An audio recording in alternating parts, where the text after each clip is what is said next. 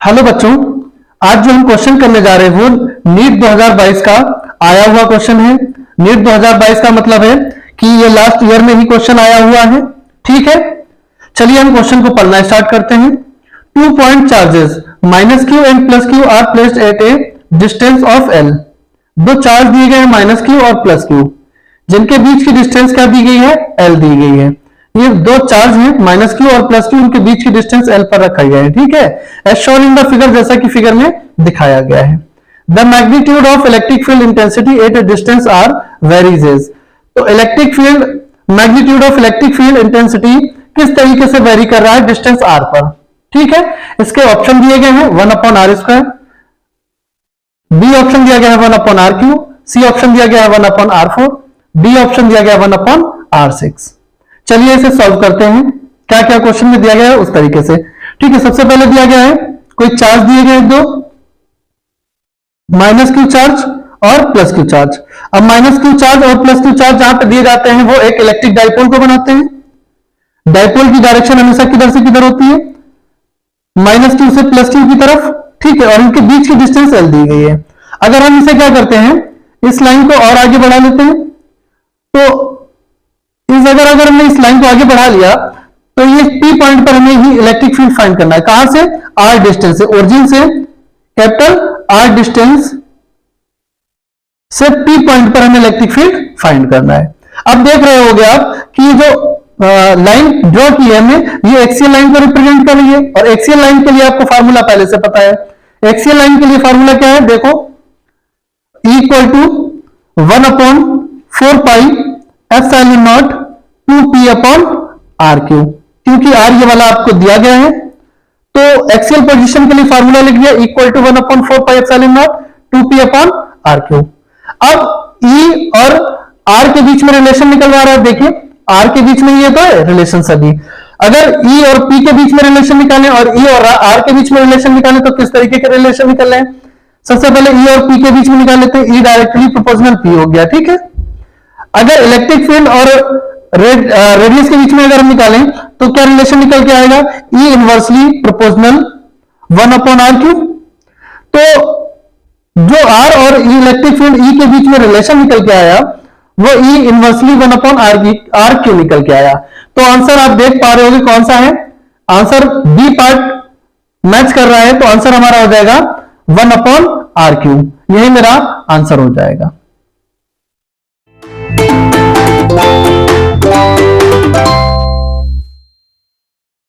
अब हम क्वेश्चन करने जा रहे हैं, नीट 1994 का आया हुआ है। चलिए क्वेश्चन को स्टार्ट करते हैं। क्वेश्चन दिया गया है द गिवन फिगर, ये फिगर जो दिया गया है gives electric line of force, जो इलेक्ट्रिक लाइन ऑफ फोर्स को दे रहा है due to two charges Q1 and Q2। What are the signs of the two charges. अब इन Q1 और Q2 चार्जेस के बारे में पूछा गया है कि ये कौन से साइन रखते हैं। ठीक है, ऑप्शन आप देख लीजिए, लिखे हुए हैं पहले से। सबसे पहले हम इस क्वेश्चन को करने के लिए एक कॉन्सेप्ट को सीखते हैं।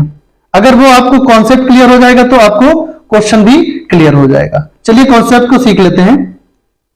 लेट हम कर लेते हैं कि मेरे पास एक चार्ज है, वो पॉजिटिव चार्ज है। पॉजिटिव चार्ज में इलेक्ट्रिक फील्ड लाइंस होती हैं, वो आउटवर्ड डायरेक्शन में जाती हैं। ये इलेक्ट्रिक फील्ड लाइंस है। ठीक है, ये इलेक्ट्रिक फील्ड लाइंस को रिप्रेजेंट कर रहा है। देखिए, ये आउटवर्ड डायरेक्शंस में जा रही है इस तरीके से। दूसरी चीज ये देख लेते हैं कि अगर चार्ज कैसा है, नेगेटिव है। अगर हमने चार्ज कैसा ले लिया, नेगेटिव ले लिया, तो इलेक्ट्रिक फील्ड लाइंस किधर जाएंगी, अंदर की तरफ जाएंगी इस तरीके से। डोर डोर करेंगी, देखो अंदर की तरफ घुसती चली जा रही है इलेक्ट्रिक फील्ड लाइंस इस तरीके से। पॉजिटिव चार्ज के लिए इलेक्ट्रिक फील्ड लाइंस बाहर की तरफ है, नेगेटिव चार्ज के लिए इलेक्ट्रिक फील्ड लाइंस अंदर की तरफ है। और अगर एक पॉजिटिव चार्ज दिया गया हो और दूसरा नेगेटिव चार्ज दिया गया, इस तरीके से चार्ज दिए गए हो, तो इलेक्ट्रिक फील्ड लाइंस की डायरेक्शन जो होती है पॉजिटिव चार्ज से नेगेटिव चार्ज की तरफ होती है। पॉजिटिव चार्ज से स्टार्ट होती है और नेगेटिव चार्ज पर एंड हो जाती है, नेगेटिव चार्ज है। ठीक है, इस तरीके से फील्ड लाइंस जाएंगी इस डायरेक्शन में। देखो पॉजिटिव से जा रही है नेगेटिव की तरफ, इस तरीके से पॉजिटिव से जा रही है नेगेटिव की तरफ। अब ये निकलेंगी तो पॉजिटिव से, इस तरीके से, इस तरीके से, इस तरीके से, देखिए ये जाएंगी तो पॉजिटिव से निकल रही है, लेकिन इंटर कहां करेंगे जाके, निगेटिव डायरेक्शन में, इस तरीके से।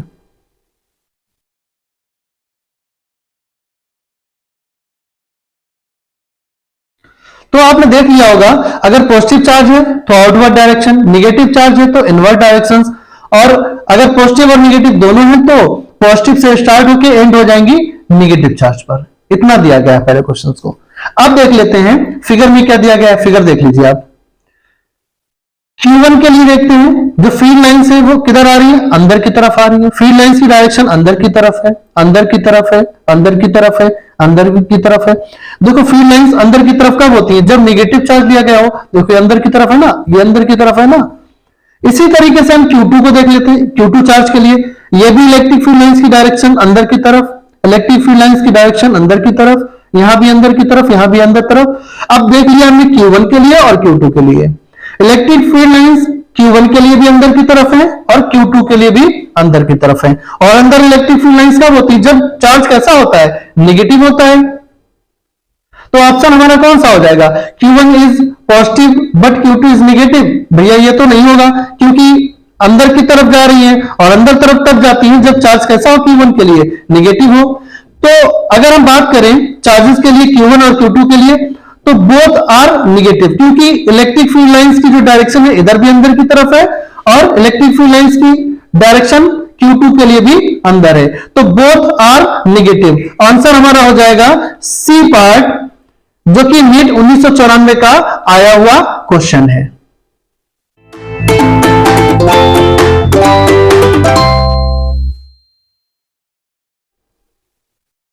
हेलो बच्चों, अब जो हम क्वेश्चन करने जा रहे हैं वो नीट 2021 का आया हुआ क्वेश्चन है। देखिए बहुत ही शानदार क्वेश्चन है, बहुत ही अच्छा क्वेश्चन है। क्वेश्चन में लिखा क्या है, polar molecular are the molecules. अब पोलर मॉलिक्यूलर और द मॉलिक्यूल्स के लिए सबसे पहले हमें क्या करना पड़ेगा, उसके कॉन्सेप्ट को समझना पड़ेगा। पोलर और नॉन पोलर होता क्या है, तो सबसे पहले पोलर को समझ लेते हैं। पोलर मॉलिक्यूल्स की कंडीशन है, पोलर मॉलिक्यूल्स की कंडीशन है कि mu not equal to zero, कभी mu not equal to zero के बराबर होगा, ठीक है, कभी भी जीरो के बराबर नहीं होगा म्यू की वैल्यू। और नॉन पोलर की कंडीशन क्या है, नॉन पोलर की कंडीशन क्या है, ये तो पोलर की कंडीशन होगी। नॉन पोलर की कंडीशन ये है कि इसकी वैल्यू हमेशा जीरो के बराबर होगी। और पोलर मॉलिक्यूल्स की एक और कंडीशन है कि ये हमेशा डाइपोल बनाएगा, ठीक है। डाइपोल किससे बनता है, डाइपोल मोमेंट माइनस क्यू और प्लस क्यू से मिलकर बनता है, ठीक है। ये माइनस क्यू हो गया, ये प्लस क्यू हो गया। और जो डाइपोल की डायरेक्शन होती है इसे डाइपोल मोमेंट बोलते हैं। जो डाइपोल मोमेंट की डायरेक्शन होती है माइनस क्यू से प्लस क्यू की तरफ होती है। तो पोलर मॉलिक्यूल्स के लिए तुमने दो कंडीशन देखी, एक तो mu not equal to zero होना चाहिए, दूसरी कंडीशन ये है कि जो डाइपोल है वो जरूर बनना चाहिए जो माइनस क्यू और प्लस क्यू से मिलकर बना होता है। जैसे कि एक कोई मॉलिक्यूल्स ले लेते हैं HF, तो HF का अगर हम देख लेते हैं, H सिंगल बॉन्ड F बनेगा और F पर स्लाइटली नेगेटिव चार्ज आएगा और इस पर स्लाइटली पॉजिटिव चार्ज आएगा। अब नेगेटिव और पॉजिटिव बन गया तो इसके बीच में क्या बन जाएगा, एक डाइपोल मोमेंट बन जाएगा। तो ऑप्शन हम देख लेते हैं, चार ऑप्शन जो दिए गए हैं उनमें से कौन सा ऑप्शन हो जाएगा, having a permanent electric dipole moment. भाई साहब ये परमानेंट इलेक्ट्रिक डाइपोल मोमेंट को रिप्रेजेंट करेगा और सबसे पहला आंसर ही मेरा हो जाएगा A part, having a permanent electric dipole moment, यही आंसर हो जाएगा। ये देखिए नीट 2021 का आया हुआ क्वेश्चन, क्वेश्चन में कुछ नहीं पूछा है, क्वेश्चन में तो दम ही नहीं।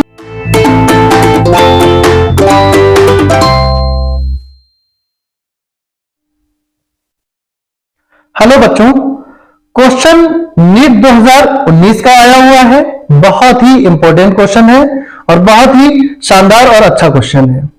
चलिए क्वेश्चन को पढ़ते हैं। सबसे पहले 2 point charge A and B having charge plus Q and minus Q respectively are placed at certain distance apart and force acting between them is F.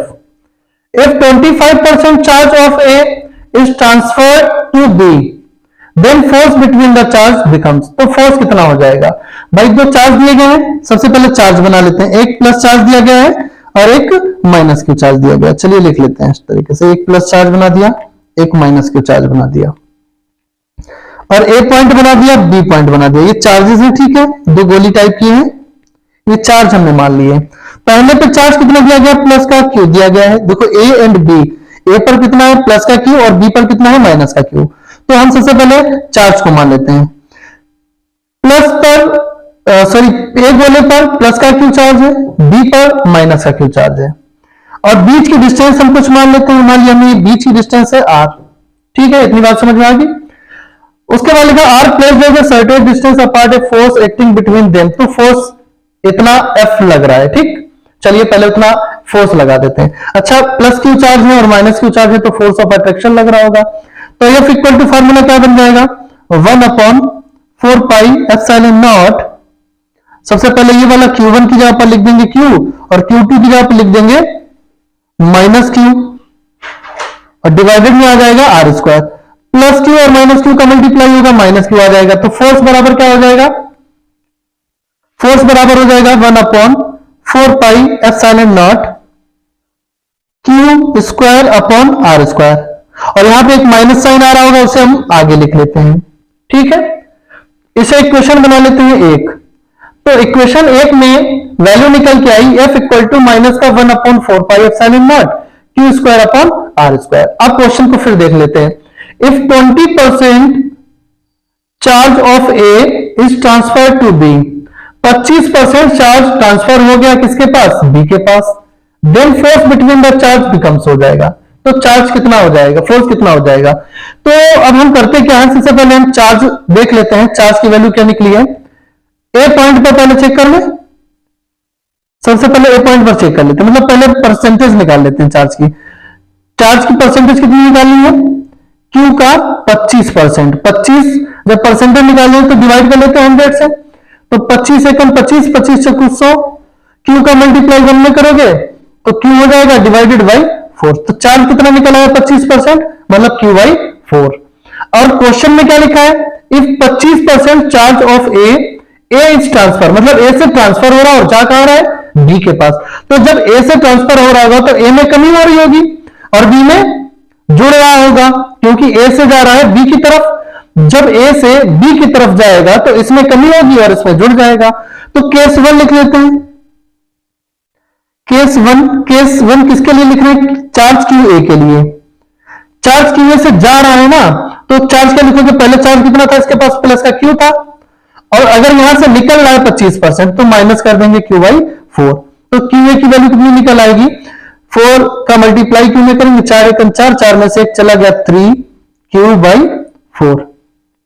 कितना आ जाएगा, पहले केस हम देख रहे हैं क्यू ए के लिए, तो क्यू ए बराबर केस देखा हमने, पहले पास चार्ज कितना है क्यू था और उसमें कितना हमने माइनस कर दिया, ये वाला 25% घटा दिया, तो क्यू बाई 4, मतलब अगर इसे सॉल्व करेंगे तो 3 क्यू बाई 4 आ जाएगा। चलिए केस 2 देख लेते हैं, केस 2 में क्या दिया गया है। केस 2 क्यूबी के लिए हम लोग देखेंगे, तो क्यूबी के पास पहले चार्ज कितना था, माइनस का क्यू था, और उसे मिल गया, मतलब बी में ऐड हो गया ना जाके, कितना ऐड हो गया, क्यू बाई 4। तो लिखोगे माइनस का क्यू पहले से चार्ज था और ए से ट्रांसफर होकर बी के पास चला गया तो जुड़ गया, कितना, क्यू बाई 4। इसे सोल्व करोगे तो कितना निकल आएगा, माइनस का 3 क्यू बाई 4। 4 एकम 4, 4 में से घटाओगे क्यू को, तो 4 क्यू माइनस के और प्लस का क्यू, माइनस का 3 क्यू बाई 4। अब हमें क्यू ए की वैल्यू पता लगी और क्यू बी की भी वैल्यू पता लग गई। अब फोर्स वाला फिर फार्मूला लगा दो। पहले हम देखो एफ मान चुके हैं, तो अब एफ नहीं मान के अब हम क्या मानेंगे, एफ डैश मान लेंगे। एफ डैश मान लिया, और एफ डैश बराबर फार्मूला लगाएंगे 1/4 pi epsilon naught into Q A into Q B, मतलब क्यू ए की जगह पर क्या लिख देंगे, 3 Q by 4, into Q B की जगह पर क्या लिख देंगे, माइनस 3 क्यू बाई 4, और डिवाइडेड में आ जाएगा आर स्क्वायर। तो एफ डैश की इतनी वैल्यू निकल आई। अब आगे देखते हैं एफ डैश को। एफ डैश इक्वल टू हो गया 1/4 पाई एप्सिलॉन नॉट इंटू 3 और 3 का मल्टीप्लाई हो गया 9, और 4 का मल्टीप्लाई होगा 16। तो अब ये 4 4 नीचे चला जाएगा, देखो क्या हो जाएगा, q का मल्टीप्लाई q में करो q स्क्वायर, 3 का मल्टीप्लाई 3 में करोगे माइनस का 9 डिवाइडेड बाई 4 4 कितने चला जाएगा, डिवाइड में चला जाएगा तो 16 हो जाएगा और r स्क्वायर हो जाएगा। ठीक है, यहां तक आपकी बात समझ में आ गई। अब हमें करना क्या है, हमें करना यह है कि हम जो कांस्टेंट टर्म है 9 और 16 को कर लेते हैं बाहर। 9 और 16 को हमने कर लिया बाहर, बचा क्या, इनटू माइनस का 1/4 पाई एप्सिलॉन नॉट बचा, वो लिख दिया। और देखो 9 चला गया 16 चला गया बाहर, 1/4 पाई एप्सिलॉन को लिख दिया और ये वाला माइनस साइन लिख दिया। बचा क्या, क्यू स्क्वायर बचा, वो भी लिख दिया। डिवाइडेड में क्या बचा, आर स्क्वायर। क्योंकि पहले से ही आप पढ़ चुके हो माइनस का 1/4 pi epsilon naught Q square upon R square, इसकी वैल्यू पहले से पढ़ चुके हो। इक्वेशन 1 में देखो यही तो वैल्यू तुमने निकाली थी, f equal to -1/4 pi epsilon Q square upon R square. मतलब जहां पर माइनस का 1/4 pi epsilon naught Q square upon R square लिखा है, वहां पर क्या लिख सकते हैं, f लिख सकते हैं सिर्फ। तो अब हम करेंगे क्या, माइनस का 1/4 pi epsilon Q square upon R square की जगह पर f लिख देंगे। तो f डैश इक्वल टू कितना हो जाएगा, 9/16 और इसकी जगह पर लिख दिया f। तो f डैश की वैल्यू कितनी निकल आई, 9/16 f आ गई। चलिए ऑप्शन देख लेते हैं कौन सा वाला सही हो जाएगा। ऑप्शन देखते हैं, ऑप्शन सी वाला पार्ट आपका सही हो जाएगा। तो f डैश की वैल्यू निकल के आई है 9f divided by 16। Answer C part हो जाएगा। ये नीट 2019 का इंपॉर्टेंट क्वेश्चन था, इसे आप अच्छे से तैयार कर लीजिएगा। धन्यवाद।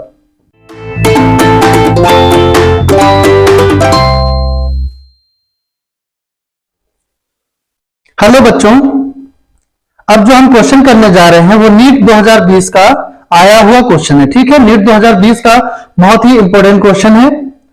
चलिए क्वेश्चन को पढ़ते हैं। A spherical conductor of radius 10 centimetre, एक स्फेरिकल कंडक्टर दिया गया है जिसकी रेडियस 10 सेंटीमीटर दी गई है, has a charge of 3.2 into 10 to the power -7 coulomb, जिस पर चार्ज डिस्ट्रीब्यूट किया गया वो भी यूनिफॉर्मली, जिसकी वैल्यू दी गई है 3.2 into 10 to the power -7 coulomb. What is the magnitude of electric field, electric field की मैग्नीट्यूड क्या है, 8.15 सेंटीमीटर। उस ओरिजिन O से या सेंटर O से 15 सेंटीमीटर पर कितने इलेक्ट्रिक फील्ड है, जहां पर वैल्यू दी गई है 1/4 पाई एप्सिलॉन नॉट की 9 into 10 to the power 9 newton metre square पर कूलम स्क्वायर। ये हमें दिया गया है डाटा, ठीक है। और पॉइंट ए में दिया गया है 1.28 into 10 to the power 4 newton पर कूलम, पॉइंट बी में दिया गया है 1.2 into 10 to the power 5 newton पर कूलम, सी पॉइंट में दिया गया है 1.2 into 10 to the power 6 newton पर कूलम, डी पॉइंट में दिया गया है 1.28 into 10 to the power 7 newton पर कूलम। ये हमें 4 विकल्प दिए गए हैं, ठीक है। अगला टॉपिक हम आगे बढ़ाते हैं उसी को, ठीक है। तो सबसे पहले हम क्या करेंगे, एक स्फेयर लेंगे, स्फेरिकल कंडक्टर ले लिया जिसकी रेडियस कितनी है, सेंटर से 10 सेंटीमीटर है, जिस पर चार्ज कितना डिस्ट्रीब्यूट किया गया, यूनिफॉर्मली। चार्ज क्यू बराबर डिस्ट्रीब्यूट किया गया है 3.2 into 10 to the power -7 coulomb, इतना चार्ज दिया गया है। ये 10 सेंटीमीटर दिया गया है, लेकिन यही सेंटर से और सेंटर से 15 सेंटीमीटर, 10 मान लिया ये है तो 5 इधर मान लेते हैं। ये इस पॉइंट पर इलेक्ट्रिक फील्ड आपसे पूछ रहा है। यहां तक की रेडियस अगर हम बात करें, यहां तक की कितनी दी गई है, 15 सेंटीमीटर दी गई, यहां तक की, ठीक है। तो पॉइंट चार्ज के लिए आप लोगों ने पहले फार्मूला पढ़ रखा है, इक्वल टू फार्मूला होता है 1/4 pi epsilon naught Q upon R square. ये पहले से ही आप लोगों ने पढ़ रखा है ये फार्मूला। तो ये फार्मूला होगा equal to 1/4 pi epsilon naught Q upon R square, जबकि आर बराबर आपको दिया गया है, कितना दिया गया है, 15 सेंटीमीटर। अगर सेंटीमीटर को 15 सेंटीमीटर को मीटर में बदलेंगे तो ये कितना हो जाएगा, 15 इंटू 10 टू द पावर -2, ये कन्वर्ट हो गया किसमें, मीटर में। फार्मूला हमें पता है, क्यू की वैल्यू पता है, ठीक है। इस क्वेश्चन को सॉल्व करते हैं। देखिए equal to 1/4 pi epsilon naught Q upon R square, चलिए इनकी सभी की वैल्यू रख देते हैं जो जो दिया गया है। 1/4 पाई एप्सिलॉन नॉट की वैल्यू हमें पहले से ही दी गई है। देखिए यहां पे दिया गया है 9 into 10 to the power 9 newton metre square पर कूलम स्क्वायर। तो सबसे पहले इसकी वैल्यू रख देते हैं 9 इंटू 10 टू द पावर 9। अब वैल्यू रखते हैं क्यू की वैल्यू दी गई है 3.2 इंटू 10 टू द पावर -7, तो रख देते हैं इसे भी 3.2 into 10 to the power -7 divided by R की वैल्यू दी गई है 15 into 10 to the power -2 metre. अब यहां पे देखिए फार्मूले में स्क्वायर है तो इसे दो बार लिखना पड़ेगा, तो क्या लिखोगे 15 into 10 to the power -2, 15 into 10 to the power -2 दो बार लिख लिया। अब देखते हैं इसे कैंसिल आउट क्या हो रहा है, कुछ हो रहा है कि नहीं हो रहा है, नहीं हो रहा है। तो 3 3 जा 9, 3 5 जा 15। अब यहां पे देखो ये माइनस की 2 पावर, ये माइनस की 2 पावर, माइनस के 2 और माइनस के 2 कितने हो गए माइनस के 4, और माइनस के 4 से माइनस के 7 को अगर घटा देंगे तो माइनस के 7 से अगर -4 चले जाएंगे यहां पे माइनस के 3 बच जाएंगी पावर, यहां पर माइनस की 3 पावर और यहां पे प्लस के 9 पावर, 9 पावर में से 3 पावर घट जाएंगे, कितने बच जाएंगे प्लस के 6 बच जाएंगे। ठीक है, अब लिख लेते हैं जो भी बचा हुआ है। तो E इक्वल टू कितना हो जाएगा, E इक्वल टू कितना हो जाएगा, देखिए यहाँ पे 3 बचा है वो लिख लेते हैं, 3 बचा है लिख लेते हैं। 10 टू द पावर 9 से 10 टू द पावर -3 घट गया तो कितना बच गया 10 टू द पावर 6 बच गया, वो लिख लेते हैं। इनटू कितना बच गया 3.2 बच गया, इसे लिख लेते हैं।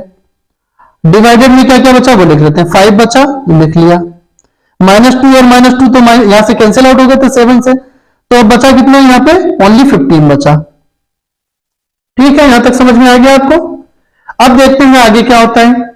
E इक्वल टू 3 का मल्टीप्लाई 3.2 में करेंगे, जब 3 का मल्टीप्लाई 3.2 में करेंगे तो ये वैल्यू आ जाएगी 9.6 इंटू 10 टू द पावर 6 वैसे ही लिख देते हैं, डिवाइडेड बाई 5 का मल्टीप्लाई 15 में करोगे 75 आ जाएगा। अब आप हमें ये बताइए कि 9.6 में आप 75 का डिवाइड कर पाएंगे, आसानी से नहीं होगा। तो हम एक काम करते हैं, यहां पर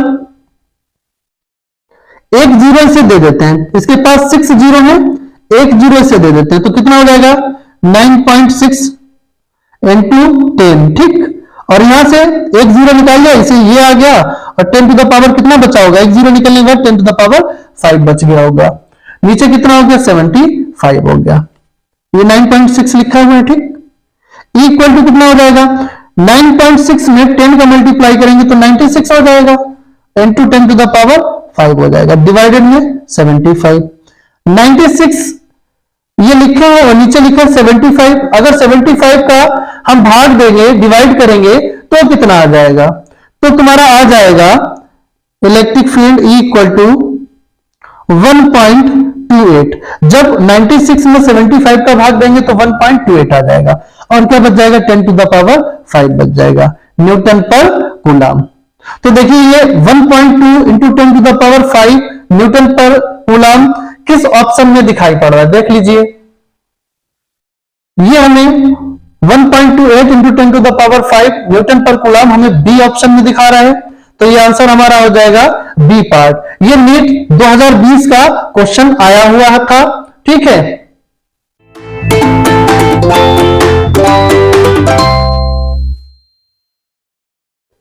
हेलो बच्चों, क्वेश्चन नीट 2010 का आया हुआ है। चलिए क्वेश्चन को सॉल्व करते हैं। 2 positive ions each carrying a charge Q, दो पॉजिटिव आयंस हैं जो कैरी कर रहे हैं चार्ज क्यू को, are separated by a distance D.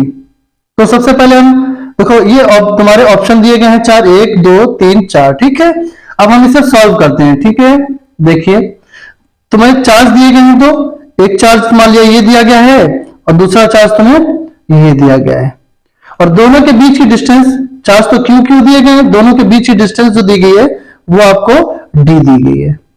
ये क्वेश्चन में दिया गया है, देख लीजिए क्वेश्चन में 2 पॉजिटिव आयंस, ये 2 पॉजिटिव आयंस हमने मान लिए, ए charge Q R separated by a distance D if F is the force of the repulsion. अब दोनों के बीच में फोर्स लग रहा है, रिपल्सन फोर्स लग रहा है, तो फोर्स ऑफ रिपल्सन क्या होता है, उसके लिए फार्मूला आप पहले से पढ़ चुके हैं, F equal to 1/4 pi epsilon naught Q1 Q2 upon R square, ये फार्मूला होता है। ठीक है, जब दो चार्ज दिए गए हो और रेडियस आर दी गई हो, लेकिन यहां पर रेडियस आर की जगह पर डी दी गई है और चार्ज Q1 की जगह पर Q दिया गया है और चार्ज Q2 की जगह पर Q दिया गया है। तो रख देते हैं value F equal to 1 upon 4 pi epsilon naught, Q1 की जगह पर Q और Q2 की जगह पर भी Q अपॉन R की जगह पर दिया गया है डी स्क्वायर। R की जगह पर D दिया है ना, तो यहां पे डी स्क्वायर कर देंगे। तो F इक्वल टू क्या हो जाएगा, यहीं पे देख लेते हैं। F इक्वल टू हो जाएगा 1 upon 4 pi epsilon naught Q square upon D square. अब हमें फाइंड क्या करना था, फाइंड हमें करना है, देखिए क्वेश्चन आगे लिख पढ़ देते हैं, द नंबर ऑफ इलेक्ट्रॉन्स। हमें नंबर ऑफ इलेक्ट्रॉन्स फाइंड करने हैं। तो नंबर ऑफ इलेक्ट्रॉन्स के लिए हमें क्या वैल्यू चाहिए होगी, ये हमें फाइंड करना है। अगर हमें Q की वैल्यू पता लग जाए तो हमारा काम बन जाएगा। तो ये हमें फाइंड करना है, इतनी बात समझ में आ गई।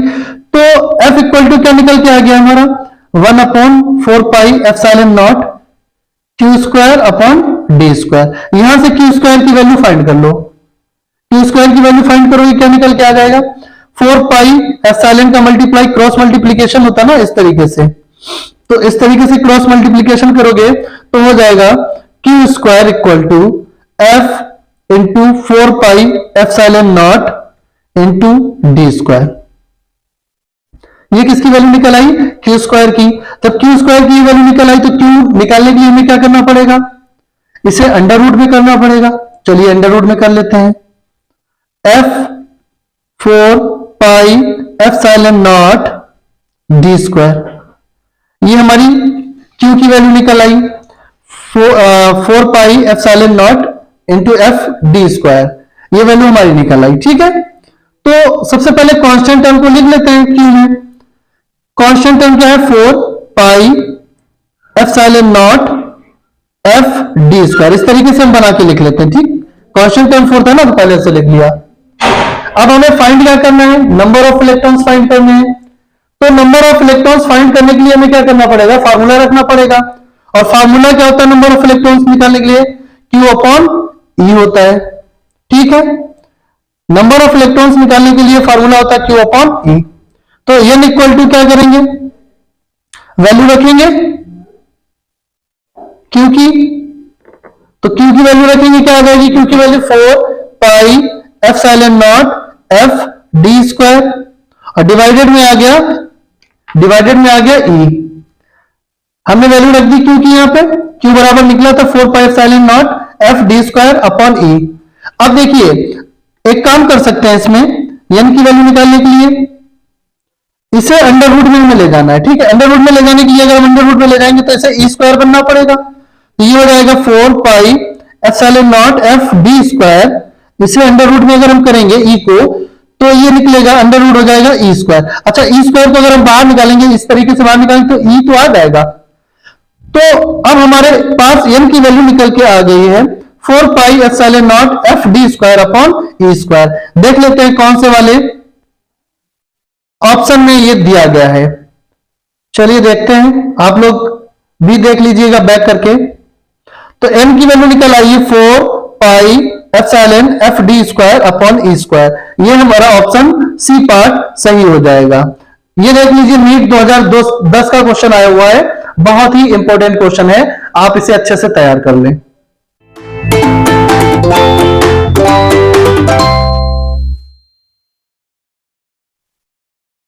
हेलो बच्चों, अब हम नीट 1998 का आया हुआ क्वेश्चन करने जा रहे हैं। क्वेश्चन में दिया क्या गया है, चलिए हम लोग स्टार्ट करते हैं। A particle of mass m, एक पार्टिकल दिया गया है जिसका मास m है, and charge q is placed at rest in a uniform electric field E and then released. एक चार्ज q दिया गया है जिसका मास m है, जो रेस्ट में रखा है। मान लिया हमने एक चार्ज है ये q, जिसका मास क्या दिया गया है, m दिया गया है, और ये रेस्ट में रखा है। रेस्ट के लिए फोर्स क्या होता है, F इक्वल टू ma होता है, इतना तो आपको पता ही होगा। फोर्स इक्वल टू हो गया ma। और इलेक्ट्रिक चार्ज के लिए फोर्स क्या होता है, इलेक्ट्रिक चार्ज के लिए F इक्वल टू होता है QE। इसे इक्वेशन 1 बना दो, इसे इक्वेशन 2 बना दो। इक्वेशन 1 और इक्वेशन 2 को क्या कर देते हैं, इक्वल कर देते हैं। क्यों? क्योंकि फोर्स और फोर्स दोनों जगह पे है, यहां भी फोर्स है और यहां भी फोर्स है, तो एम ए बराबर फोर्स बराबर फोर्स, तो एम ए बराबर क्या हो जाएगा, क्यू ई। तो एम ए इक्वल टू हो गया क्यू ई, लिख दिया, एम ए इक्वल टू हो गया क्यू ई। तो ए बराबर कितना निकल आया, Q E divided by M. ठीक है, एक बात समझ में आ गई, ए इक्वल टू निकल आया क्यू ई बाई एम। अब फिर क्वेश्चन में वापस आ जाते हैं। उसके बाद लिखा कि electric field E and then release, और चार्ज को हम लोग क्या कर देते हैं, रिलीज कर देते हैं। जब चार्ज को हम रिलीज कर रहे होंगे तो जो चार्ज होगा वो काइनेटिक एनर्जी पा जाएगा। तो उसके बाद पूछा था kinetic energy attained by the particle after moving at distance Y. अब भाई जो डिस्टेंस दी गई है वो वाई दी गई है, और जब रेस्ट पे रहा होगा तो इनिशियल वेलोसिटी यू क्या हो गई होगी, जीरो रही होगी। भाई जब कोई चार्ज तुम्हारा रेस्ट पे रहा होगा तो इनिशियल वेलोसिटी जीरो रही होगी। अब हम बात करते हैं इक्वेशन ऑफ मोशन से, वी स्क्वायर इक्वल टू क्या होता है, यू स्क्वायर प्लस का 2a एस होता है। एस जहां पर क्या है, डिस्टेंस है, और जो डिस्टेंस है वो वाई दी गई है आपको क्वेश्चन में। देखिए यहां पे डिस्टेंस दी गई है ना वाई, तो अब हम डिस्टेंस वाई रख लेंगे, तो वी स्क्वायर क्या हो जाएगा, यू स्क्वायर, यू की जगह पर रख दोगे जीरो, तो जीरो का स्क्वायर प्लस 2, और एक की जगह पर क्या रख दोगे, क्यू ई बाई एम रख लोगे, तो रख लो क्यू ई बाई एम। और डिस्टेंस क्या दी गई आपको, यस की जगह पर क्या रख लोगे, वाई रख लोगे, तो हमारा वैल्यू क्या निकल के आ गई। अच्छा दिखा नहीं सही से, दोबारा एक्सप्लेन कर देते हैं। वी स्क्वायर हो गया यू स्क्वायर प्लस 2as, और ए की वैल्यू हमें पता है पहले से क्यू ई बाई एम है, हमने यहाँ पे क्यू ई बाई एम रख दिया, और डिस्टेंस जो दी गई है वो बाई दी गई, तुमने बाई रख दी। ठीक, यहां तक अब क्लियर हुआ आपको। वी स्क्वायर बराबर क्या निकल के आ गया, 2 Q E by M Y, ये हमें वैल्यू निकल आई वी स्क्वायर की। ठीक है, इतनी बात समझ में आ गई आपको। तो वी स्क्वायर की वैल्यू निकल आई 2 Q E by M into Y. अब हमें क्वेश्चन में वापस जाते हैं, क्वेश्चन में पूछा क्या है, पूछ रहा है कि जब तुम्हारा चार्ज क्या है, मोशन में आ गया, तो उसकी काइनेटिक एनर्जी क्या होगी। ठीक है, ये क्वेश्चन में पूछा गया है। तो काइनेटिक एनर्जी बराबर क्या होता है, काइनेटिक एनर्जी बराबर होता है हाफ एम वी स्क्वायर, ये तो आपको पहले से पता होगा, काफी बार आप लोगों ने पढ़ा होगा। तो काइनेटिक एनर्जी इक्वल टू क्या हो जाएगा, हाफ एम, और वी स्क्वायर की वैल्यू देखो यहां पे आपने निकाली है पहले से, जो वी स्क्वायर की वैल्यू आपने निकाली है उसे रख देते हैं। देखो वी स्क्वायर की वैल्यू क्या है, 2 Q E upon M into Y. Cancel क्या क्या हो गया, देखो कैंसिल क्या क्या हो गया, 2 से 2 कैंसिल हो गया, यम से यम कैंसिल हो गया, यम से यम हो गया, 2 से 2 हो गया, फाइनली बचा क्या, क्यू बचा, ई बचा, वाई बचा। तो काइनेटिक एनर्जी क्या होगी, क्यू ई वाई। देखो क्यू ई वाई कौन से वाले ऑप्शन में है, चेक कर लेते हैं ऑप्शंस को। तो क्यू ई वाई पहले ही ऑप्शन में है, तो आंसर हमारा हो जाएगा ए पार्ट। ये नीट 1998 का बहुत ही इंपॉर्टेंट और शानदार क्वेश्चन है, इसे आप अच्छे से तैयार कर लीजिएगा।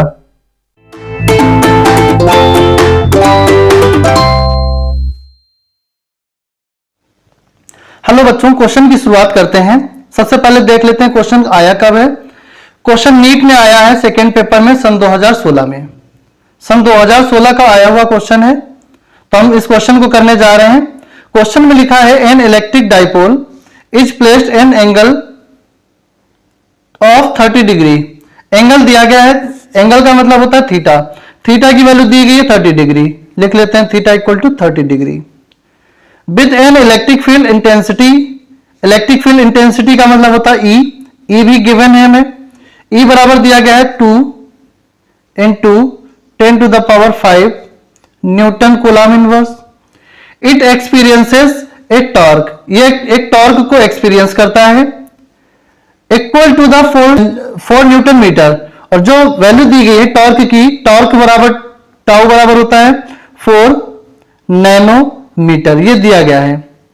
फाइंड करना है the charge on the dipole, हमें चार्ज की वैल्यू फाइंड करनी है। If the dipole length is 2, तो अब हमें क्या दिया गया है, डाइपोल लेंथ दी गई है। डाइपोल लेंथ का मतलब हो गया 12, डाइपोल लेंथ बराबर दी गई है 2 सेंटीमीटर। तो 12 बराबर 2 सेंटीमीटर को अगर हमें मीटर में बदलना होगा तो क्या करना पड़ेगा, 10 टू द पावर माइनस 2 से मल्टीप्लाई करना पड़ेगा। ये वैल्यू किसमें हो गई, कूलाम वाली वैल्यू हो गई न्यूटन मीटर में। ठीक है, यहां तक बात समझ में आ गई। आगे देखते हैं, फार्मूला होता है tau equal to P E sine theta. चूंकि आपको पहले से पता होगा कि टॉर्क बराबर होता है, P बराबर क्या होता है, Q इंटू 12 होता है।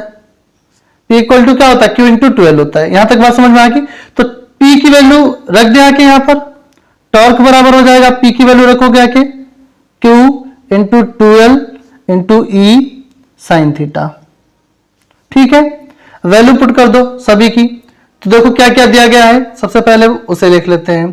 टॉर्क की वैल्यू दी गई है, टॉर्क की वैल्यू कितनी दी गई, 4 न्यूटन मीटर दी गई है। तो लिख दो टॉर्क बराबर क्या दिया गया है, 4 न्यूटन मीटर। लिख दो यहां पे 4 इक्वल टू Q पूछा गया है, इसी तरीके से लिख दो। 2L की वैल्यू देखो यहां पे दी गई 2 into 10 to the power minus 2 metre दी गई है। तो लिख दो 2 into 10 to the power minus 2 लिख दो। E की वैल्यू देखो दी गई है, E की वैल्यू यहां पे कितनी दी गई, 2 इंटू 10 टू द पावर 5। तो यहां पे लिख दो 2 इंटू 10 टू द पावर 5। अब बचा क्या, साइन थीटा बचा है। साइन थीटा की वैल्यू पहले से पता है 30 डिग्री है, तो साइन 30 डिग्री रख दो। ठीक है, वैल्यू हमने पुट कर दी।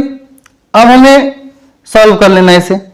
तो 4 इक्वल टू Q तो वैसे ही रहेगा, 2 का, चलो 2 का मल्टीप्लाई बाद में कर लेंगे, पहले ऐसे लिख देते हैं। 2 into 10 to the power minus 2 into 2 into 10 to the power 5 into sine 30 की वैल्यू रख दी। साइन 30 की वैल्यू होती है 1/2।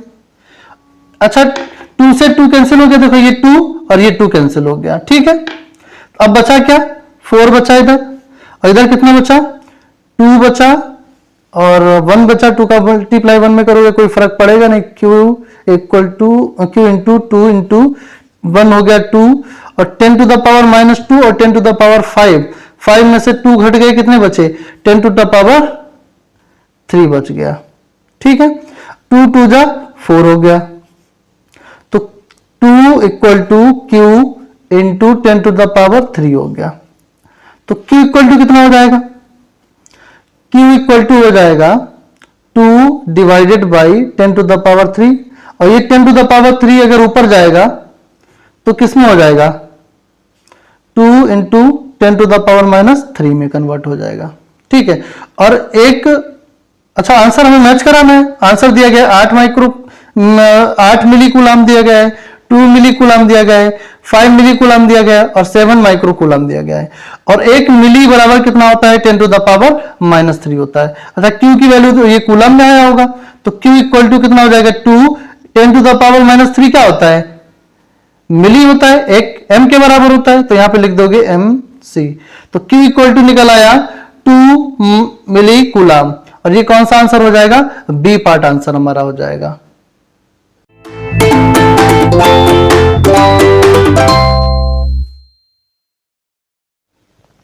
हेलो बच्चों, क्वेश्चन की शुरुआत करते हैं। सबसे पहले देख लेते हैं क्वेश्चन आया कब है। क्वेश्चन नीट में आया है सेकेंड पेपर में सन 2016 में, सन 2016 का आया हुआ क्वेश्चन है। तो हम इस क्वेश्चन को करने जा रहे हैं।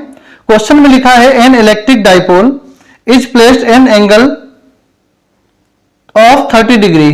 एंगल दिया गया है, एंगल का मतलब होता है थीटा। थीटा की वैल्यू दी गई है 30 डिग्री, लिख लेते हैं theta equal to 30 degree. With an electric field intensity, electric field intensity का मतलब होता है ई, ई भी गिवन है हमें। ई बराबर दिया गया है 2 into 10 to the power 5 newton coulomb inverse. It experiences a torque, ये एक टॉर्क को एक्सपीरियंस करता है equal to the 4 newton metre. और जो वैल्यू दी गई है टॉर्क की, टॉर्क बराबर टाउ बराबर होता है 4 नैनो मीटर, ये दिया गया है। फाइंड करना है the charge on the dipole, हमें चार्ज की वैल्यू फाइंड करनी है। If the dipole length is 2, तो अब हमें क्या दिया गया है, डाइपोल लेंथ दी गई है, डाइपोल लेंथ का मतलब हो गया 12, डाइपोल लेंथ बराबर दी गई है 2 सेंटीमीटर। तो 12 बराबर 2 सेंटीमीटर को अगर हमें मीटर में बदलना होगा तो क्या करना पड़ेगा, 10⁻⁻2 से मल्टीप्लाई करना पड़ेगा। ये वैल्यू किसमें हो गई, कूलाम वाली वैल्यू हो गई न्यूटन मीटर में। ठीक है, यहां तक बात समझ में आ गई। आगे देखते हैं, फार्मूला होता है tau equal to P E sine theta. चूंकि आपको पहले से पता होगा कि टॉर्क बराबर होता है, P बराबर क्या होता है, Q इंटू 12 होता है। P इक्वल टू क्या होता है, Q इंटू 12 होता है। यहां तक बात समझ में आ गई। तो P की वैल्यू रख दिया आके यहां पर, टॉर्क बराबर हो जाएगा, P की वैल्यू रखोगे आके Q into 12 into E sine theta. ठीक है, वैल्यू पुट कर दो सभी की। तो देखो क्या क्या दिया गया है, सबसे पहले उसे लिख लेते हैं। टॉर्क की वैल्यू दी गई है, टॉर्क की वैल्यू कितनी दी गई, 4 न्यूटन मीटर दी गई है। तो लिख दो टॉर्क बराबर क्या दिया गया है, 4 न्यूटन मीटर। लिख दो यहां पे 4 इक्वल टू Q पूछा गया है, इसी तरीके से लिख दो। 2L की वैल्यू देखो यहां पे दी गई 2 इंटू 10⁻⁻2 मीटर दी गई है। तो लिख दो 2 इंटू 10⁻⁻2 लिख दो। E की वैल्यू देखो दी गई है, E की वैल्यू यहां पे कितनी दी गई, 2 इंटू 10⁻5। तो यहां पे लिख दो 2 इंटू 10⁻5। अब बचा क्या, साइन थीटा बचा है। साइन थीटा की वैल्यू पहले से पता है 30 डिग्री है, तो साइन 30 डिग्री रख दो। ठीक है, वैल्यू हमने पुट कर दी। अब हमें सॉल्व कर लेना है इसे। तो 4 इक्वल टू Q तो वैसे ही रहेगा, 2 का, चलो 2 का मल्टीप्लाई बाद में कर लेंगे, पहले ऐसे लिख देते हैं। 2 into 10⁻�2 into 2 into 10⁻5 into sine 30 की वैल्यू रख दी। साइन 30 की वैल्यू होती है 1/2। अच्छा, 2 से 2 कैंसिल हो गया, देखो ये 2 और ये 2 कैंसिल हो गया। ठीक है, अब बचा क्या, 4 बचा इधर, और इधर कितना बचा, 2 बचा और 1 बचा। 2 का मल्टीप्लाई 1 में करोगे कोई फर्क पड़ेगा नहीं। Q equal to Q into 2 into 1 हो गया 2, और 10⁻⁻2 और 10⁻5, 5 में से 2 घट गए, कितने बचे, 10⁻3 बच गया। ठीक है, 2 2 जा 4 हो गया। तो 2 इक्वल टू Q इंटू 10⁻3 हो गया। तो Q इक्वल टू कितना हो जाएगा, Q इक्वल टू हो जाएगा 2 डिवाइडेड बाई 10⁻3, और ये 10⁻3 अगर ऊपर जाएगा तो किस में हो जाएगा, 2 इंटू 10⁻3 में कन्वर्ट हो जाएगा। ठीक है, और एक, अच्छा आंसर हमें मैच कराना है। आंसर दिया गया है 8 मिली कूलाम दिया गया है, 2 मिली कूलाम दिया गया है, 5 मिली कूलाम दिया गया है, और 7 माइक्रो कूलाम दिया गया है। और 1 मिली बराबर कितना होता है, 10⁻³ होता है। अच्छा, Q की वैल्यू तो ये कूलाम में आया होगा, तो Q इक्वल टू कितना हो जाएगा, 2 10⁻³ क्या होता है, मिली होता है, एक m के बराबर होता है, तो यहां पे लिख दोगे mc। तो Q इक्वल टू निकल आया 2 मिली कूलाम, और ये कौन सा आंसर हो जाएगा, बी पार्ट आंसर हमारा हो जाएगा।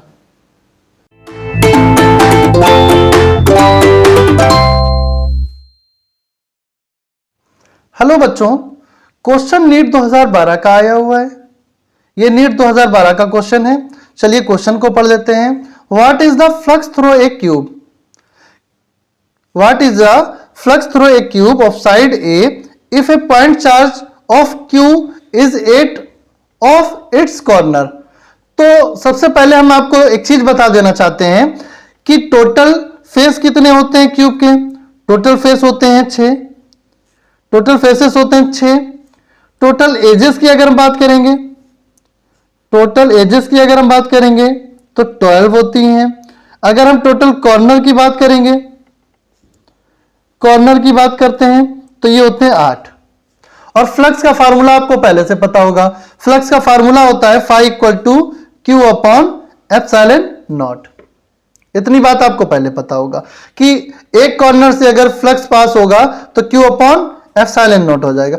तो पूछ रहा है one of its corner, total corner की अगर बात करें Q अपॉन एप्सिलॉन नॉट हो गया टोटल क्यूब से। तो इसके कॉर्नर कितने हैं, कॉर्नर है 8, तो इसे हमें क्या करना पड़ेगा, 8 से डिवाइड करना पड़ जाएगा। क्या करना पड़ जाएगा, 8 से डिवाइड करना पड़ जाएगा। तो फ्लक्स बराबर हो जाएगा 1/8 Q अपॉन एप्सिलॉन नॉट, और ये ऑप्शन कौन सा मैच कर रहा है? ऑप्शन बी पार्ट मैच कर रहा है, तो आंसर हमारा बी वाला हो जाएगा।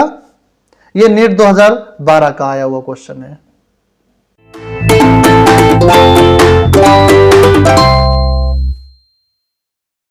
हेलो बच्चों, क्वेश्चन नीट 2007 का आया हुआ है। क्वेश्चन में लिखा क्या है, सबसे पहले उसे पढ़ लेते हैं। ए होलो सिलेंडर है जो charge Q coulomb with in it. एक होलो सिलेंडर दिया गया है जिस पर Q कूलाम चार्ज दिया गया है। If phi is the electric flux, और जो फाई है वो इलेक्ट्रिक फ्लक्स है जिसका यूनिट दिया गया है volt metre. Associated with the curve surface B, the flux linked with the plane surface A in the units of volt metre will be. तो ए पॉइंट पर तुमसे फ्लक्स पूछा गया है, ठीक है, इतना पूछा गया आपको। अब हम देखते हैं कि सरफेस कितने दिए गए हैं। सरफेस ए दिया गया है, सरफेस बी दिया गया है, सरफेस सी दिया गया है। तो तीन सरफेस दिए गए हैं, ए, बी और सी। तो तीनों सरफेस के लिए फ्लक्स की वैल्यू अलग अलग होगी। लेट हमने कर लिया कि पहले फ्लक्स के लिए जो वैल्यू होगी वो फाई ए होगी, और दूसरे के लिए फाई बी होगी, बी पॉइंट के लिए, और सी पॉइंट के लिए अगर फ्लक्स की वैल्यू की बात करोगे तो फाई सी हो जाएगी। ठीक है, यहां तक आपकी बात समझ में आ गया। ये ऑप्शन दिए गए हैं, ये हमें निकालना है। ठीक है, चलिए आगे बढ़ते हैं। तो हम क्या कहते हैं, हम कहते हैं कि सभी सरफेस का मतलब फ्लक्स का जो टोटल होता है वो Q अपॉन एप्सिलॉन नॉट के बराबर होता है।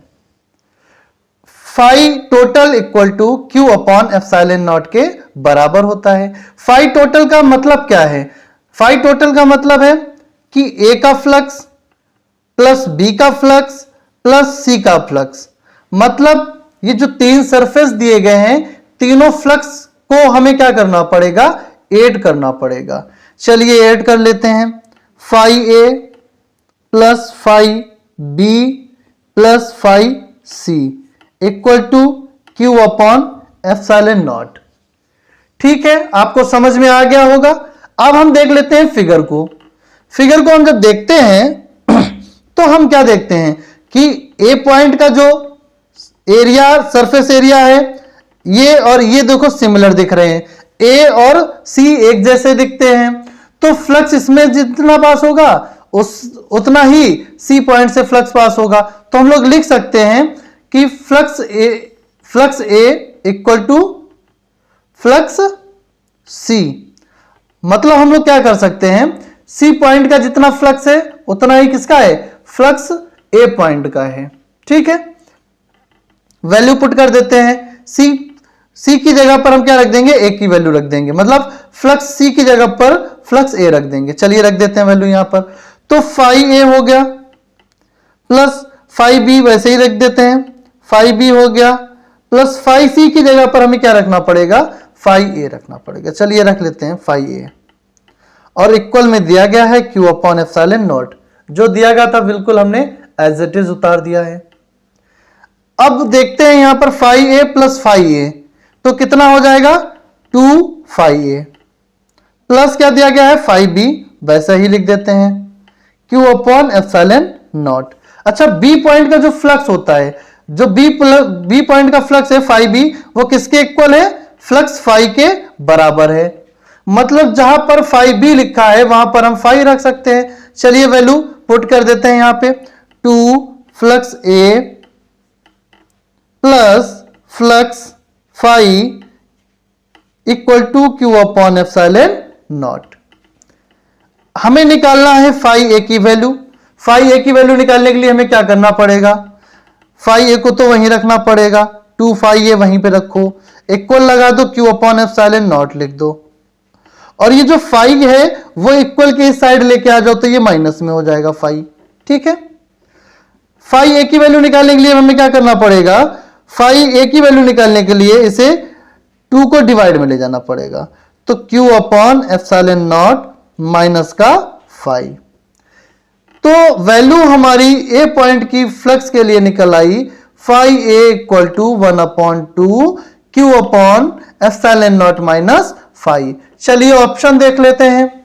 ऑप्शन में डी पार्ट दिया गया है चलिए ऑप्शन मेरा डी पार्ट सही हो जाएगा। ये नीट 2007 का आया हुआ क्वेश्चन है। अगर आपको और भी क्वेश्चन तैयार करने हैं तो आप मेरे YouTube चैनल वर्टेक्स क्लासेस पर जाकर प्लेलिस्ट में नीट नाम के फोल्डर को सर्च करिए, प्लेलिस्ट में जाकर और उसे पूरा पढ़ लीजिए, तो आपके सभी आए हुए क्वेश्चन रिवीजन हो जाएंगे।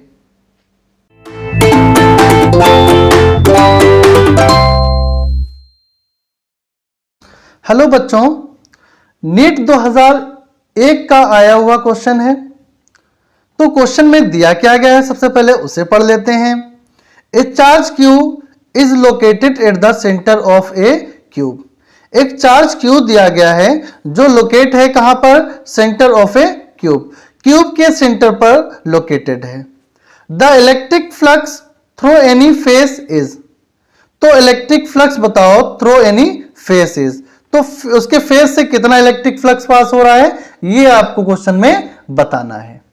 और ऑप्शन दिए गए हैं इस तरीके से, 2 pi Q divided by 6 4 pi epsilon naught. B part में दिया गया है 4 pi Q divided by 6 4 pi epsilon naught. C part में दिया गया है pi Q divided by 6 4 pi epsilon naught. और डी पार्ट में दिया गया है Q divided by 6 4 pi epsilon naught. तो आपको पता होगा किसी भी क्यूब की, कोई क्यूब है तो क्यूब की जो टोटल फेसेस होते हैं वो कितने होते हैं, 6 होते हैं। टोटल कॉर्नर की अगर बात करेंगे तो कितने होते हैं, टोटल कॉर्नर होते हैं 8। और टोटल एजेस की बात करेंगे, ठीक है, एजेस की अगर बात करेंगे तो होती हैं 12। इतना आपके पास डाटा है, ठीक। अगर हमें टोटल फेसेस की बात करेंगे 6, टोटल कॉर्नर की बात करेंगे 8 और एजेस की बात करेंगे 12। और फ्लक्स का फार्मूला क्या होता है, फ्लक्स का फार्मूला होता है phi equal to Q upon epsilon naught. Flux का फार्मूला होता है phi equal to Q upon epsilon naught. और आपसे पूछा कहां पर गया है, फेस पे। तो फेस पे कितने टोटल फेस हैं, टोटल फेस हैं तुम्हारे पास 6, तो उतने ही फेसेस से तुम्हें क्या करना पड़ेगा, डिवाइड कर देना पड़ेगा, ठीक है। तो phi इक्वल टू हो गया Q upon 6 phi epsilon not, sorry phi बराबर हो गया Q अपॉन 6 एप्सिलॉन नॉट। क्या वैल्यू आपको कहीं दिखाई पड़ रही है, देखो अच्छा, ये वैल्यू आपको कहीं भी दिखाई नहीं पड़ रही है, तो क्या करना पड़ेगा भाई, फार्मूला भी यही होता है, कॉन्सेप्ट भी यही होता है, तो कुछ ना कुछ ट्रिक है। उसके लिए ट्रिक ये है, 4 पाई का मल्टीप्लाई कर दो, कहां पर, डिनोमिनेटर में और न्यूमरेटर में, ठीक है। इन दोनों जगह पर हमें क्या करना पड़ेगा, 4 पाई का मल्टीप्लाई करना पड़ेगा और डिवाइड करना पड़ेगा। चलिए 4 पाई का मल्टीप्लाई और डिवाइड कर लेते हैं। तो फ्लक्स phi बराबर क्या हो जाएगा, सबसे पहले ऊपर 4 पाई का क्या कर लें, मल्टीप्लाई कर लें, तो क्या हो जाएगा Q into 4 pi divided by क्या हो जाएगा, 6 तो पहले से ही है, इसे वैसे ही रहने दो, इसके साथ 4 पाई का मल्टीप्लाई कर दो, तो 6 और 4 का मल्टीप्लाई कर दिया, 4 पाई का मल्टीप्लाई कर दिया, एप्सिलॉन पहले से ही है। तो अब ऑप्शन देखो मैच हो रहे हैं या नहीं हो रहे हैं। 4 पाई क्यू देखो कौन से में है, 4 pi Q divided by 6 4 pi epsilon naught, 4 pi epsilon naught. Option हमारा हो जाएगा बी पार्ट। तो ये नीट 2001 का आया हुआ क्वेश्चन था।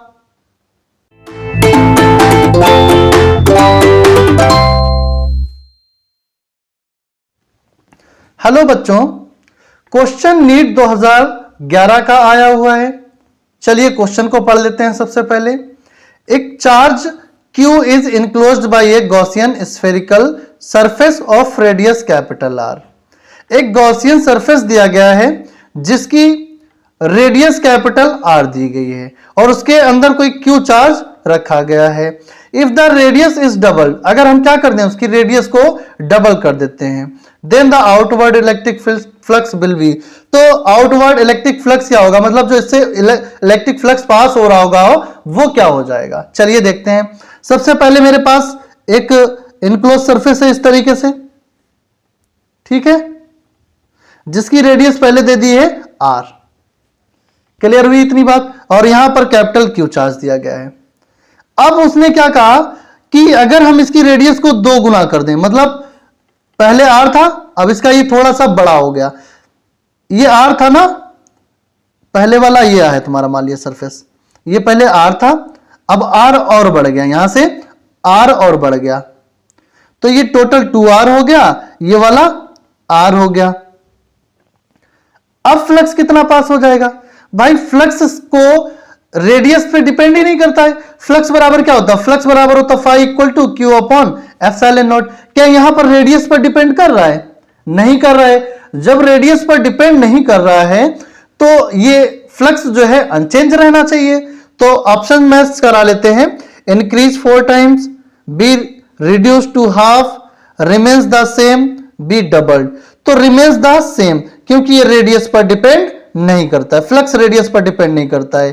तो ऑप्शन मेरा हो जाएगा सी पार्ट। ये नीट 2011 का क्वेश्चन आया हुआ है।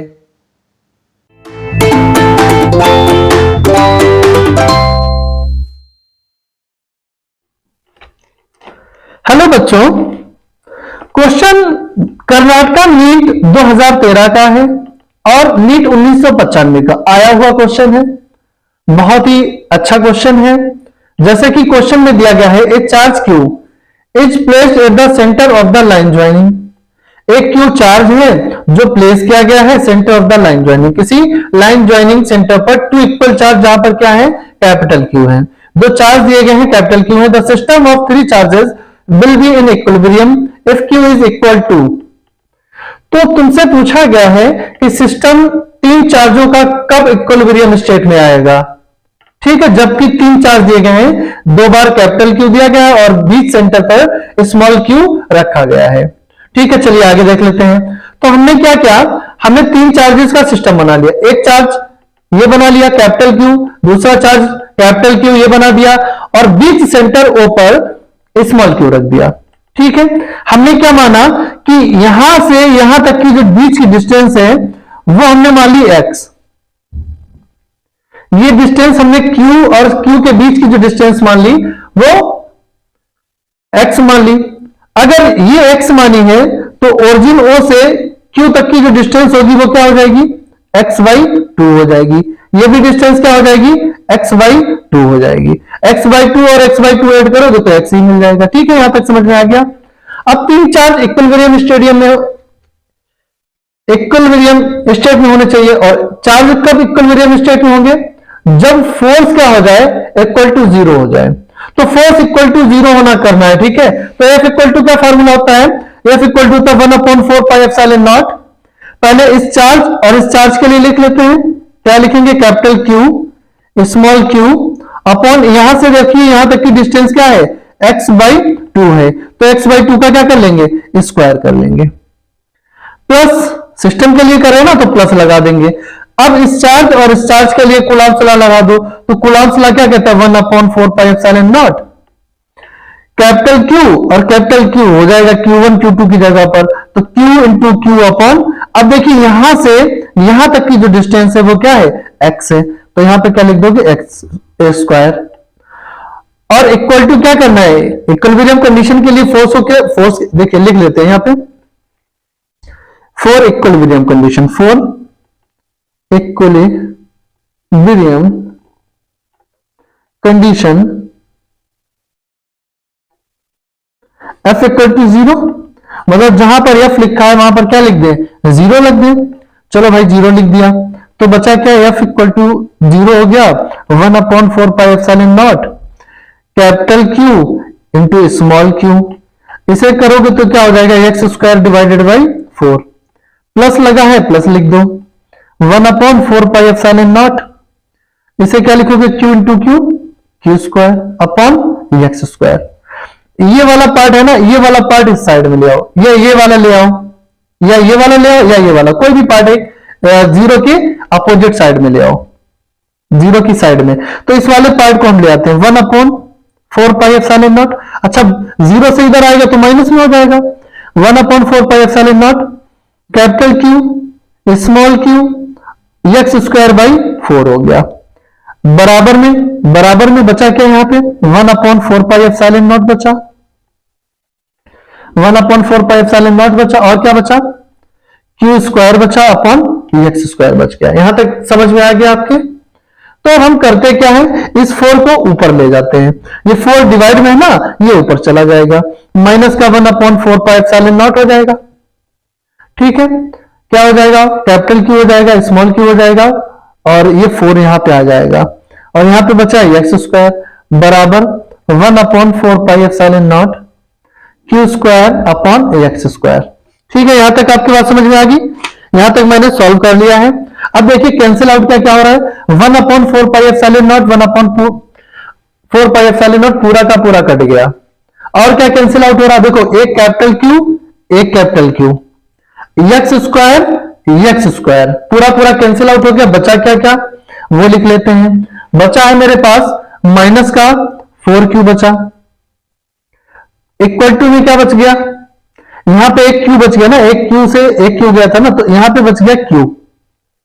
ठीक है, यहां तक समझ में आ गया। और हमें वैल्यू किसकी निकालनी है, हमें वैल्यू निकालनी है स्मॉल क्यू की, यही तो पूछा Q is equal to, Q किसके इक्वल होगा, तो स्मॉल क्यू की वैल्यू अगर हमसे फाइंड करवाई गई है तो क्यू बराबर कितना हो जाएगा, ये माइनस का इधर चला जाएगा 4, तो हो जाएगा माइनस का q/4। तो स्मॉल क्यू की जो वैल्यू निकल के आई है माइनस का q/4 निकल के आया। चलिए ऑप्शन देख लेते हैं।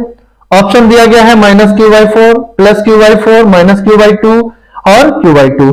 तो ऑप्शन में स्मॉल क्यू बराबर निकल के आया -q/4, तो आंसर हमारा हो जाएगा ए पार्ट। देखिए कर्नाटका नीट 2013 का 1995 और 13 में आया हुआ क्वेश्चन है, बहुत ही इंपॉर्टेंट क्वेश्चन है, आप इसे तैयार कर लीजिएगा। अच्छा, अगर आप लोग और भी वीडियोस देखना चाहते हैं नीट के न्यूमेरिकल्स के या प्रीवियस ईयर क्वेश्चंस के, तो आप मेरी नीट की प्लेलिस्ट एक बनी हुई है, आप उस नीट की प्लेलिस्ट पे विजिट कर लें और सभी क्वेश्चंस को अच्छे से तैयार कर लें, जिससे कि आपका अच्छे से अच्छा रिवीजन हो जाए। धन्यवाद।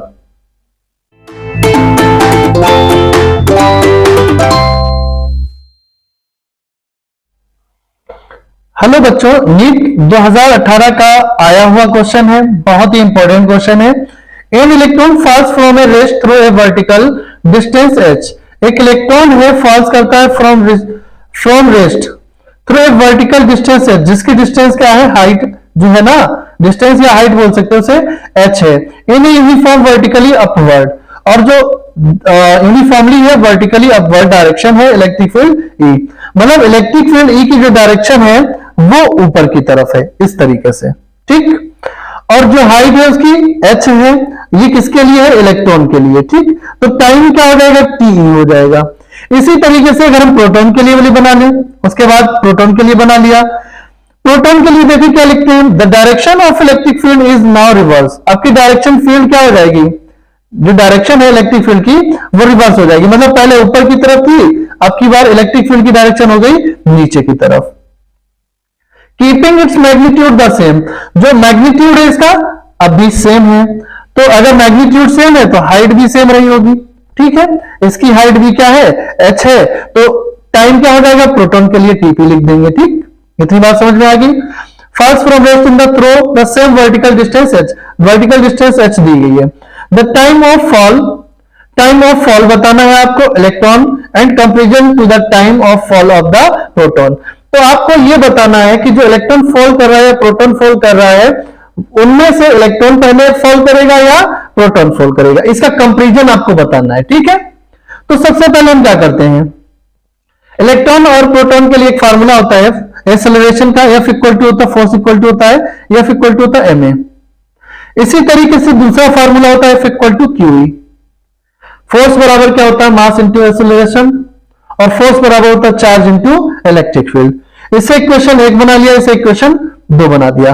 अब इक्वेशन 1 को इक्वेशन 2 के इक्वल कर देते हैं, तो जैसे ही क्या करोगे, इक्वेशन को इक्वल करोगे, तो ये में बराबर क्या हो जाएगा, QE हो जाएगा। तो यहां से एक्सेलरेशन फाइंड कर लेते हैं, एक्सेलरेशन निकल के आ जाएगा QE divided by m।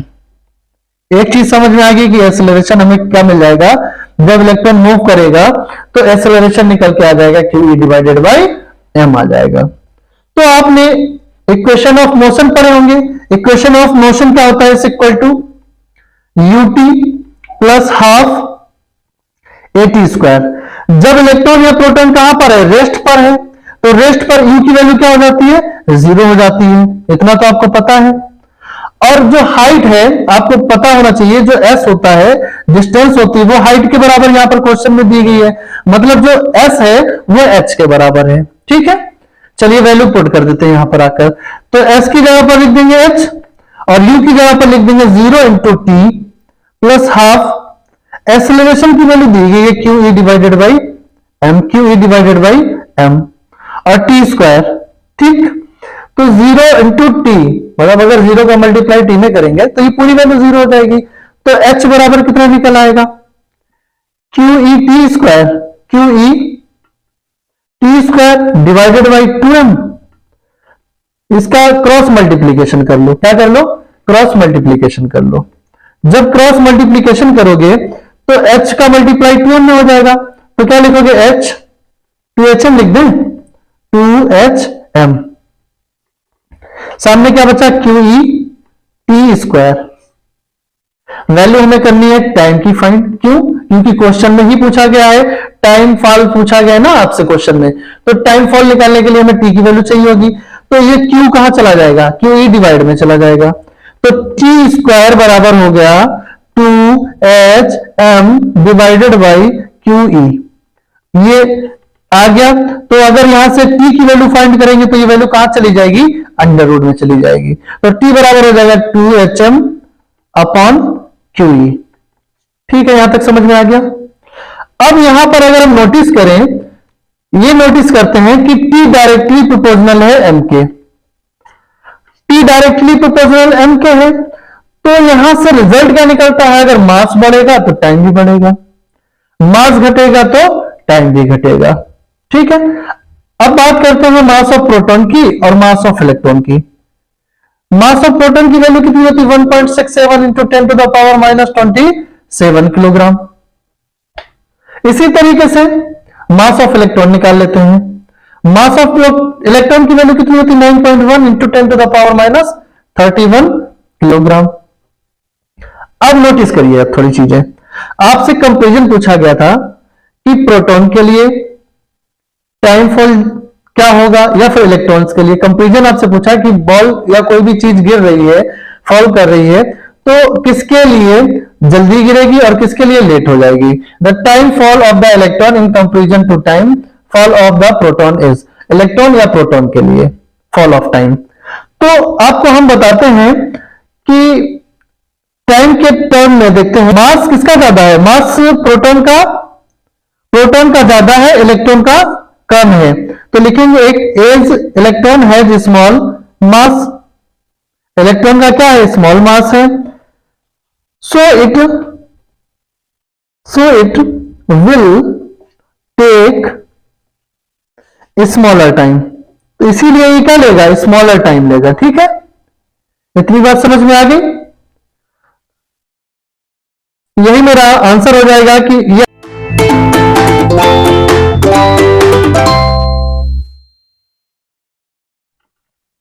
Hello बच्चों, क्वेश्चन नीट 2010 का आया हुआ है, ये इंपॉर्टेंट क्वेश्चन है।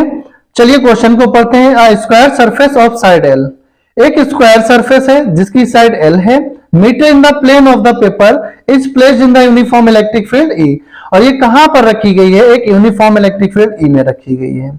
Acting along the same plane at angle theta, और उस पर जो थीटा एंगल बन रहा है विद द हॉरिजॉन्टल साइड, कहां पर, हॉरिजॉन्टल साइड पर ऑफ द स्क्वायर, स्क्वायर पर, as shown in the figure, जैसा कि फिगर में दिखाया गया है। The electric flux link to the surface in units of volt per metre is. ठीक है, तो ऑप्शन भी दिए गए, ई एल स्क्वायर दिया गया है, बी पार्ट में E L square cos theta दिया गया है, कॉस थीटा दिया गया है, और यहां पर दिया गया है E L square sine theta, और डी पार्ट में दिया गया है 0। ठीक है, अब हमने मान लिया क्या कि एक कोई स्क्वायर है, मान लिया इस तरीके से कोई स्क्वायर है। ठीक है, इस पर यूनिफॉर्मली इलेक्ट्रिक फील्ड इस तरीके से जा रहा है। अब देखिए यूनिफॉर्म इलेक्ट्रिक फील्ड जा रहा है, हमने कोई सपोज कर लेते हैं मान लिया हमारे ये प्लेन है तो इसके ऊपर की तरफ एंगल एरिया वेक्टर होगा। देखिए ये जा रहा है तुम्हारी इलेक्ट्रिक फील्ड लाइंस इस तरीके से, इस तरीके से, इस तरीके से, यहां पे इलेक्ट्रिक फील्ड लाइन जा रही है और ये तुम्हारा क्या है एरिया वेक्टर है। ये डीए की वैल्यू जो है ना ऊपर की तरफ है, ये ई और ये डीए। तो यहां पे जो एंगल बन रहा होगा यहां पे कितना बन रहा होगा 90 डिग्री का बन रहा होगा। अच्छा 90 डिग्री का एंगल बन रहा होगा तो फ्लक्स का फार्मूला क्या होता है? फ्लक्स का फार्मूला होता है फ्लक्स बराबर E D A cos theta. E और डीए के बीच में जो एंगल बन रहा होगा वो कितने डिग्री का बन रहा होगा 90 डिग्री। ई और डीए दोनों एक दूसरे की क्या है परपेंडिकुलर है तो थीटा की वैल्यू हो गई 90 डिग्री। तो फ्लक्स फाई बराबर क्या हो जाएगा? फ्लक्स फाई बराबर हो जाएगा ई डी ए कॉस 90 और cos 90 की वैल्यू आपको पता होगा sin 90 की वैल्यू होती है 1, cos 90 की वैल्यू होती है 0। लिख देते हैं यहां पर cos 90 की वैल्यू होती है 0। जब यहां पर वैल्यू 0 रखोगे तो फ्लक्स फाई बराबर क्या हो जाएगा ई डी ए और इसकी वैल्यू पर क्या हो जाएगी 0 हो जाएगी। तो फ्लक्स की वैल्यू क्या निकल आएगी? फ्लक्स की वैल्यू 0 निकल आएगी। तो आंसर मेरा हो जाएगा डी पार्ट 0 हो जाएगा। ठीक है, ये नीट 2010 का क्वेश्चन आया हुआ है।